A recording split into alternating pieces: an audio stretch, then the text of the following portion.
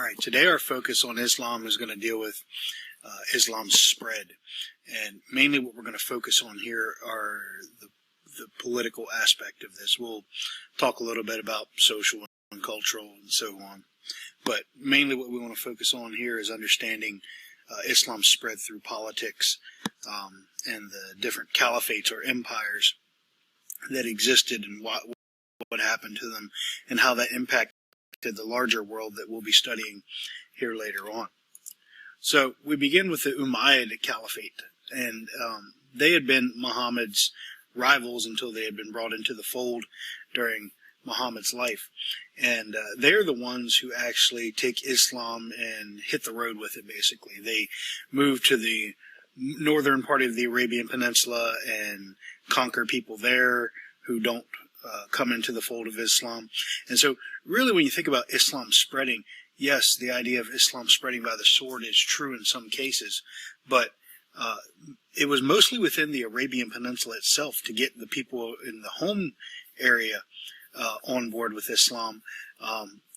Outside of Islam, or outside of Arabia, while they conquered other people, they did not force other people to convert typically, and we'll talk about that here in a little. So after getting the whole Arabian Peninsula on board, they move into modern-day Syria, Iraq, Egypt, and expand there through warfare.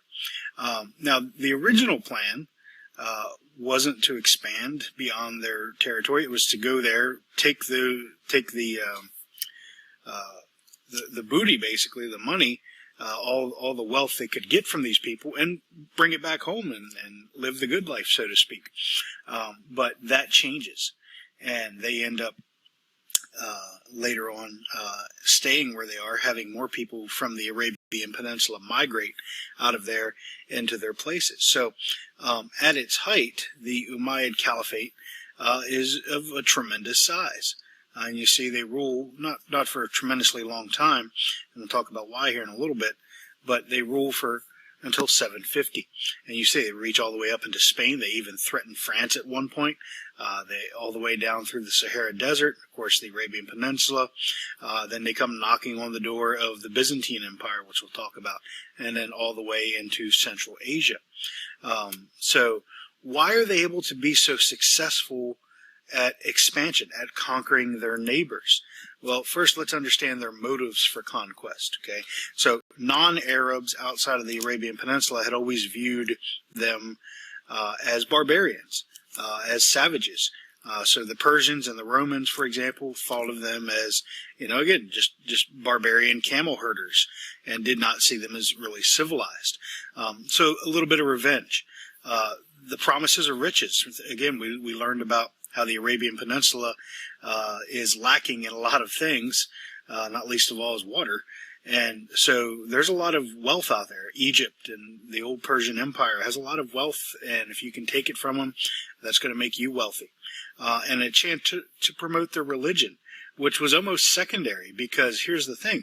Even though they conquer these places and they spread the word, they're not forcing anyone to convert. This is not a jihad. This is, this is expanding politically, and their religion happens to come along with them, and if people like it, they convert. If people don't convert, fine, just pay a tax. And so this is a way they're able to acquire more wealth.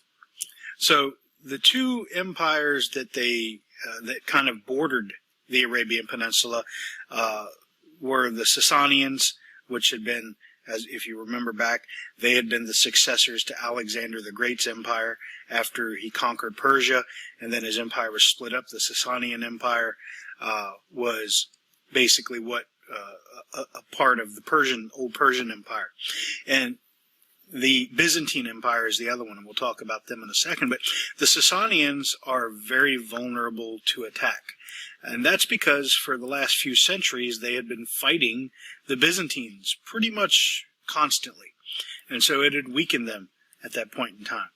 And so long story short, by 651, the Arabs are able to take down their last emperor who had been assassinated, and this brings about their collapse.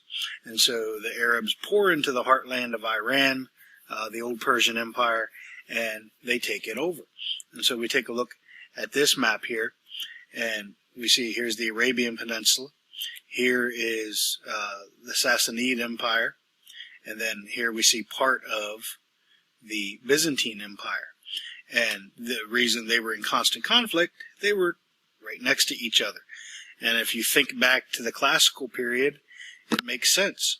It's no different than the original Persian Empire fighting against the Greeks. They were next to each other. They were fighting for territory, resources, power, and influence. And so they were fighting each other for that whole time. So as the Arabs come out of here, all this area here is weakened. It's not in a position to really defend itself. And then once they break through, they're able to come all the way into the heartland. Now, the Byzantine Empire is in a little stronger situation. At least the heart of their empire is not going to be easy to get to due to geography, as well as the Byzantines having a little more strength than the Sasanians at this time. But their fringe areas, Egypt, Syria, and Palestine, all of which are close to the Arabian Peninsula, they're going to be vulnerable. Egypt, for example, just to give you an anecdotal piece of evidence, you had Christians there. They were not Orthodox Christians, however, they were what we call Coptic Christians, and there were also people we call Nestorian Christians. And it's not important that you know anything about them specifically, other than they were Christians, but they resented the rule of the Byzantine emperor because he was harsh on them. He persecuted them to some degree because they were not Eastern Orthodox, and he taxed the hell out of them. The Muslims come along, and they're like, hey, you can practice your religion without being persecuted, and we'll even put lower taxes on you. And so these Christians in Egypt, they fall in with the Muslims, and they support them as they battle the Byzantine Empire. So you take a look at this map, and this is the Byzantine Empire at its height. The main area here, the orange, you see is Greece, Macedonia, Turkey, Jerusalem, and Egypt. And then one of the greatest Byzantine emperors, who we'll learn about later, Justinian, tries to reunite the Greek Empire. He conquers, as you can see, he conquers Italy, he conquers North Africa, he even gets into Spain a little bit. And for a brief time, it seems like the Roman Empire has come back, but he's unable, after his death, unable to hold on to that. And that's a story for another time. But I just want to show you how big the Byzantine Empire was at its height, and that's around 527. However, by the time we see the Umayyads in power, in this date here is 705, you see a couple things on this map. First, the green shows you the Umayyad Caliphate and just how big it was. Okay, and we see Egypt is gone. North Africa is part of their territory. And then we see over here, the Romans are in pink. Okay, and that's the Eastern Romans, that's the Byzantines. And we see all they have left is Turkey, a little bit of Greece, and they have some holds throughout the Italian peninsula and some of the different islands throughout the Mediterranean. But that's a far cry from what Justinian had conquered and controlled 2 centuries before. And that's largely due to the Umayyad successes. But the other thing I want you to notice about this, and this will lead into our study of Europe later, is look how fragmented Europe is. I mean, it's not important you know any of these different tribes or kingdoms, but the idea here is to understand Europe, which had once been under Roman rule, was under one rule. The entire continent almost of Europe except Germany. Now look how fragmented it is. And that's what we're talking about by regional rule, by not having a centralized government and people fighting over their small little kingdoms. So the Umayyads continue to expand, and like I mentioned, they conquer North Africa, and then we see on this map they actually get into Spain, and Spain will be in Muslim hands until much later on. So they get into Central Asia, they knock on India's door, North Africa becomes theirs as of Spain, and they control most of the Mediterranean, physically as well as the trade routes and so forth. Now, one thing that's going to cause trouble within the Umayyad Empire is that the only people who are first-class citizens are Arab Muslims. Now, remember, this is a huge empire they're ruling over, but most of the people in the empire, despite many converting, most of the people are still not Muslims. So if you were not an Arab, you were a second-class citizen. It means you couldn't get top jobs. Even though the Quran says you should be equal if you're a Muslim, they don't practice it that way. So you have people who are Muslims, people who, like in North Africa or Spain, converted to Islam, but they're not treated as first-class citizens, and that's going to cause some trouble later on. And the Umayyad decline comes for a couple reasons. Well, the people are angry after a while. After about a century of expanding, they stop and they do what we call soft living. They sit in their luxurious palaces that they had built with tax dollars, and they live the easy life. And there's no more wars to keep people happy for expansion, and so the people become restless. And so in the 740s, the Abbasid party, who claimed to be descendants of one of Muhammad's uncles, march and attack the capital of the Umayyad Empire. And after winning a key battle, as the story goes, they invite the Umayyads, those who are left, to come to a reconciliation dinner. And the idea behind that was, well, we'll work together and we'll patch up, we'll share things in a way, and we're all Muslim brothers, etc., and so on. And instead, they kill them all but one, as we'll see later on. So that's the end of the Umayyads. And so the Abbasid Caliphate or empire comes along, and you can see they rule much longer. They move the capital to the east in the old Persian Empire to Baghdad. And so this empire takes on a more Persian flavor. No longer do you have to be an Arab, because the people who overthrew the Umayyads weren't Arabs. No longer do you have to be an Arab to be a first-class citizen. So there's a full integration of people who are converts. All Muslims are equal, regardless of your background. I mentioned it has a Persian flavor to it. They use the Persian capital of Baghdad, and they use regional governors, wazirs, to maintain the military and collect taxes. That should sound familiar to the old Persian Empire when they divided things up into satraps and had satrapies collecting taxes and running their different area.